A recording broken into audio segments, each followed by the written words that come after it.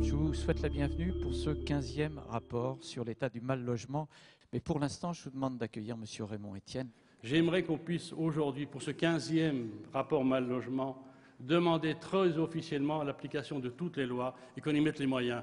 Qu'on ne vienne pas nous dire qu'on n'a pas d'argent. Bien si. Changeons vite de politique pour que ce 16e rapport, dans un an, soit un rapport où on soit content de le montrer, qu'on ait vu des résultats et qu'on ait moins de personnes à la rue. Il se crée 330 à 350 000 ménages par an. Si vous ne faites pas 330 à 350 000 logements, c'est aussi mathématique que ça. Évidemment, vous n'arrivez pas à répondre aux besoins. Et c'est ce qui s'est passé pendant toutes les années 80 et 90. Et on n'arrive pas à résorber ce déficit. La moyenne maintenant du budget consacré au logement sur les ressources des ménages, elle a dépassé les 25%. C'est une moyenne. Vous vous rendez bien compte que pour arriver à une moyenne de 25%, ça veut dire que des gens ont 35, 40 ou 45% qui partent à peine leur salaire est arrivé, c'est déjà parti dans le loyer, les charges. Il y a une augmentation incroyable du nombre d'actions de police pour forcer les expulsions. La dernière enquête de l'INSEE montrait qu'il y avait 500 000 ménages à la fin 2006 qui avaient un impayé de loyer de plus de 2 mois. 500 000 ménages. C'était avant la crise.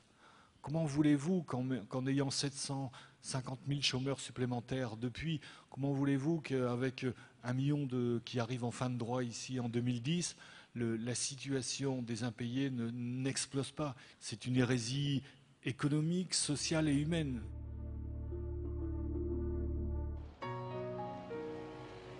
Aujourd'hui en France, 600 000 enfants sont victimes de mal-logement. Je m'appelle Madame Menayami, j'ai 4 enfants. Depuis 1999, je suis dans cet appartement-là. Il y a des problèmes de plomb, il y a l'humidité, il y a tout.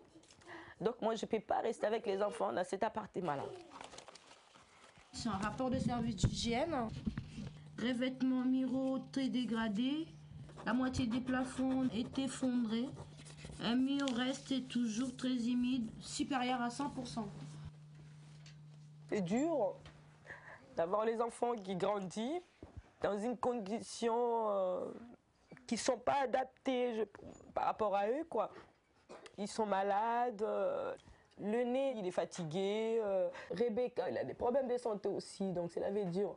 Bronchite, otite, un peu de rhinopharyngite. C'est tout le monde, hein. Tout le monde, surtout pendant l'hiver, c'est pur.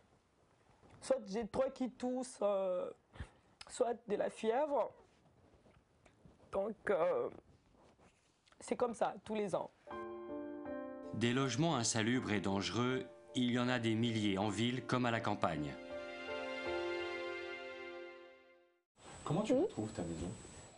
Il y a plein de trous dans les murs, après ça vient le froid dans la maison. Et puis aussi les chauffages, vu qu'il n'y en a pas. Et ici aussi, dans la maison, il y a des trous de souris. Alors les souris, des fois, elles viennent sur ma figure. J'ai récupéré la maison de mon oncle par alliance qui m'a élevée. Donc la maison, j'y tiens. Le souci, c'est point de vue chauffage. Le seul chauffage qu'on a, c'est le chauffage à bois, là, le fourneau. L'électricité, elle est vieille. Les escaliers, bon, elles sont à refaire aussi. Et vous les faites pas pour quelle raison, les travaux? Parce que j'ai pas les moyens. J'aurais les moyens, bon, je ferais, ça serait ma priorité. Autre traumatisme pour les enfants, l'expulsion due à la cherté des loyers et au manque de logements sociaux. J'étais en vacances cet été et quand je suis rentrée, mes parents ont dit toi et ton frère, vous allez chez votre soeur, quoi. Quand on m'a dit j'allais chez ma soeur, j'ai dit pourquoi. Après on m'a expliqué comme quoi on ne pouvait pas rester ensemble parce que mes parents étaient un peu dans la galère. On lui a dit au départ qu'on allait déménager sans lui dire qu'on était expulsés. Et puis j'ai pas trouvé de logement parce que ce que je trouvais c'était ou trop cher ou trop petit. Heureusement, ma grande fille, elle avait son appartement. J'ai réussi à lui demander si elle pouvait m'héberger au moins Laetitia et Steve. Alors mon frère dort sur le canapé et moi et ma petite sœur dans ma chambre. Et quand mon conjoint rentre, je récupère ma chambre avec mon conjoint, mais il y en a toujours un des deux qui part. Nous, on est un coup à droite, un coup à gauche, et donc on est séparés de Brenda et Steve. Je sais que de partout, je suis pas chez moi. Quand j'y pense, je me dis que je préférerais avoir ma chambre à moi, être comme une fille normale, quoi. Dans l'ensemble, toute cette histoire, comment tu le vis, toi? Qu'est-ce que tu as... Mal. Je suis pas très bien, mais bon, on s'en aperçoit pas, quoi. Il y a juste où des fois, ça lâche. On n'a pas de logement, mais quand ça fait des mois que ça dure, ça doit se ressentir sur les enfants. Dans les 3,5 millions de mal logés, qu'on ait découvert qu'il y ait 600 000 enfants qui vivent dans ces conditions-là, hein.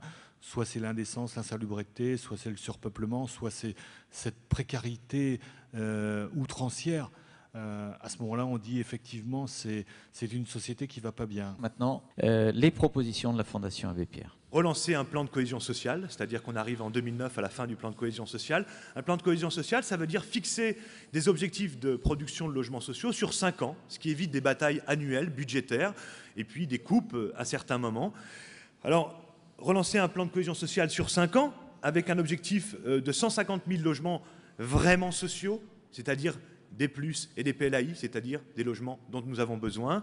Le deuxième pilier qui est extrêmement important, c'est rendre le coût du logement acceptable. Il nous semble que une des politiques les plus raisonnables et en même temps les plus crédibles, ce serait d'encadrer les loyers de relocation. C'est bien les loyers de relocation qui ont provoqué cette hausse. Quand M. Dupont reste dans son logement, son loyer, et surtout depuis l'IRL, est collé à peu près au coût de la vie. Donc là, on peut voir qu'il y a un parallélisme. Alors que si M. Dupont s'en va, le propriétaire va relouer à M. Durand en appliquant une règle dite du marché, mais où il va augmenter obligatoirement de 5, 6, 7, on a vu jusqu'à 12 ou 14% dans la région parisienne, uniquement parce que l'offre étant largement inférieure à la demande, il peut mettre le prix qu'il veut. Il faudrait qu'on cadre ces loyers de relocation au prix de l'IRL, c'est-à-dire que si M. Dupont s'en va, Durand a le même loyer ou le loyer avec l'indice de relocation. Alors, un certain nombre de mesures, nous les proposons déjà depuis quelques années. Il est hors de question qu'un certain nombre d'élus républicains se dédouanent de leurs responsabilités à coût de dizaines ou centaines de milliers d'euros. Raymond Etienne, président de la Fondation, le disait tout à l'heure, il faut appliquer les lois. Ça crée des tensions pas possibles pour les enfants, ça crée des tensions entre les gens du voyage et les riverains. C'est plus possible de fonctionner comme ça. Nous demandons une application avec substitution du préfet lorsque les communes ne respectent pas leurs obligations. La priorité pour moi, c'est évidemment de réorienter la production de logements sociaux là où c'est vraiment nécessaire. Je vais vous donner un point de désaccord par rapport à une des propositions que vous avez faites tout à l'heure. Vous dites qu'il faut imposer un minimum de 20%, je crois, dans tous les programmes de construction de logements sociaux. 30%, pardonnez-moi. Et vous dites sur tout le territoire. Je peux comprendre l'idée dans les territoires tendus. Mais dans les territoires où aujourd'hui vous avez, dans ma ville par exemple, 6 mois d'attente pour avoir un logement social et un taux de vacances du logement social qui progresse, je ne suis pas sûr de la pertinence de cette partie de l'idée. Faisons-le sur les territoires tendus, on peut en discuter. Mais sur les territoires qui ne sont pas tendus, ce serait d'un gaspillage de financement public, me semble-t-il. Il nous faut aussi, et par ailleurs, être réaliste.